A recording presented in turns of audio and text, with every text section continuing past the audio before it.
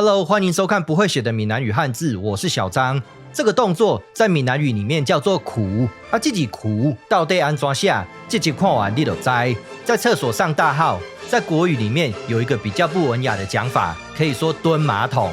在閩南語裡面會使講哭便所啊，這個哭到底安怎寫？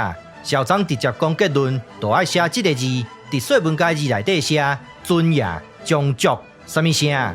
這個字就要讀作基，也會使讀作龜，這就是標準的以甲有互相轉運的字。啊，這類的字已經算是基本常識，無需要閣解說啊。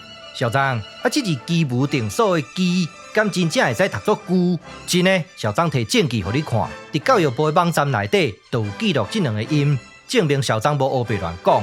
小張，這個字的聲符會使讀作龜，啊，龜都不是哭啊。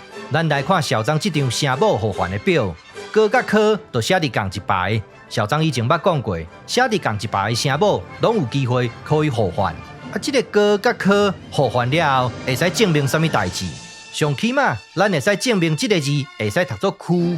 啊，哭都不是哭啊，讓小張講甲偌清楚咧。這個第五調的哭甲猴共一個聲調呢。小張以前捌講過一個現象，叫做三調共聲。所謂三調共聲，就是西、猴、唱，這三個調攏算是平聲。啊，這個現象小張已經不是第一擺講啊，後擺一定嘛會閣看到。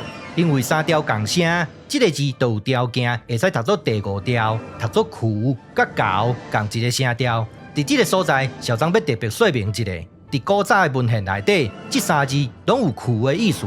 啊，咱到底要寫倒一字？小張建議會使寫這個字。因為咱在哭的時陣，一定會去用到腳。